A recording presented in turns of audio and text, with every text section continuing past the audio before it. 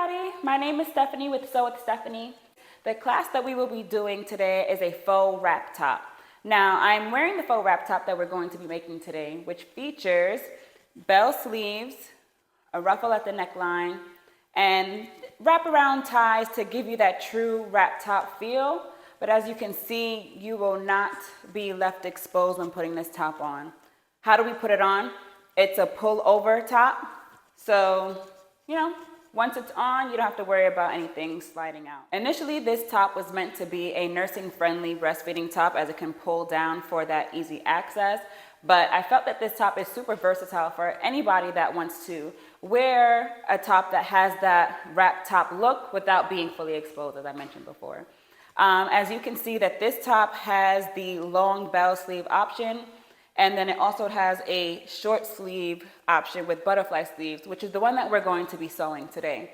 So if you are as excited and ready to sew as I am, then let's head on over to the cutting table where we're gonna get started. Okay, so to get started with our wrap top, which was originally called the Carrol top, so you'll see that on your pattern pieces and your instructions, you should already have all of your pattern pieces cut out.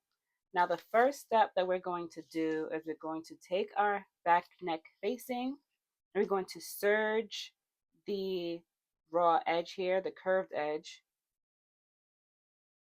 so that we can use that to do our facing. And while you're at the serger, even though that's not the next step in our instruction booklet, we're going to go ahead and serge the hem of our back top piece, and then also our two front top pieces, okay? So once you have those serged up, then we can go ahead and go to the next step here, which will be attaching our neck facing to our neck, okay? So here I'm going to do that, and we're just, with the right sides together, we're going to take our neck facing and line it up to that neck.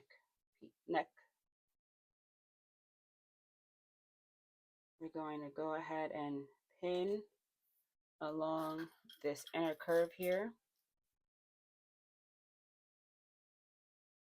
And then we will sew along here.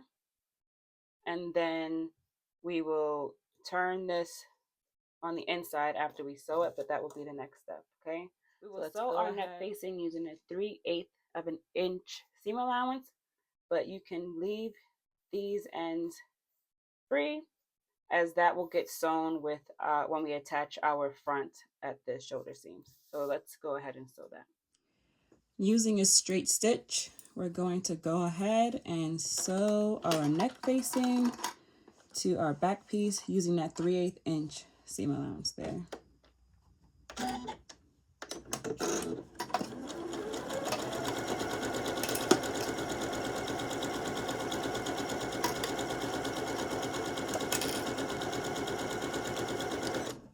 Having this guide here helps so much when it comes to curves, because as you can see, the fabric is just gliding along that guidance.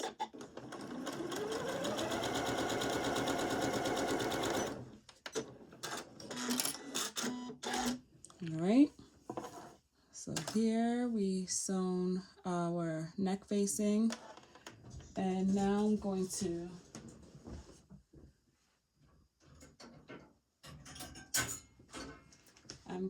go ahead and clip some notches along the neck here, along the curve. This just helps you turn your facing and give you a clean finish once it is turned to the right side. Okay, so then we're going to turn this over, and now we're going to edge stitch along our facing here, okay? So what we're going to do is basically catch our seam allowance,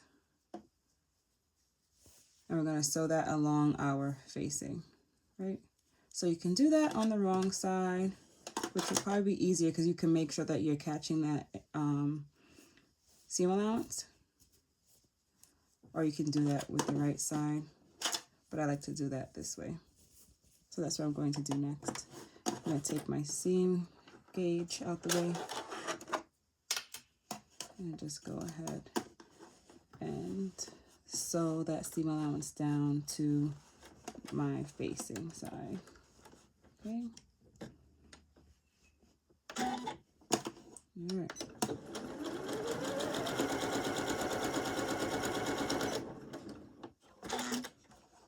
Just making sure I get all my curves right.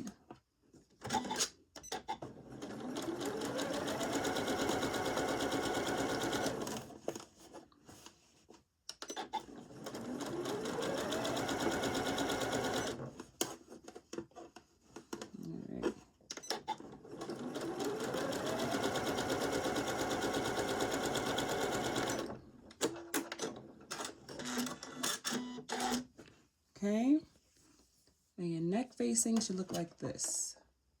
So what we're going to do is we're going to press your neck facing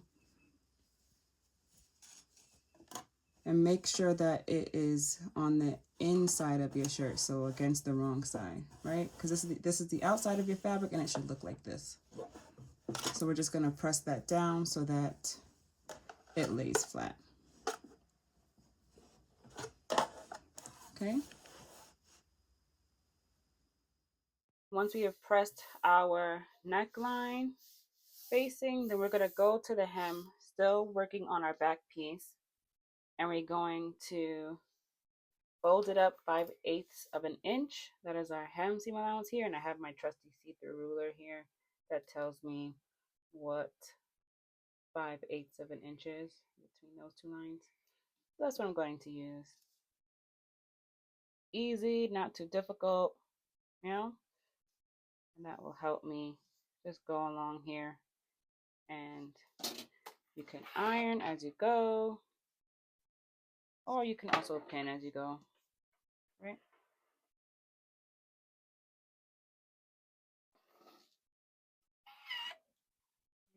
Setting that one, ironing that piece will help me to make sure that my hem is straight all the way across.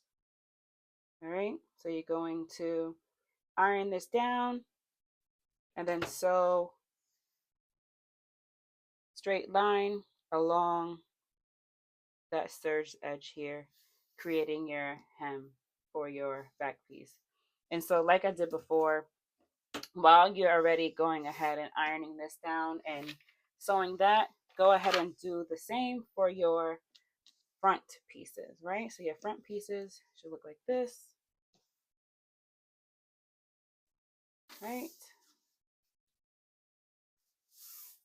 And then again, you're going to turn it up 5/8 of an inch and hem.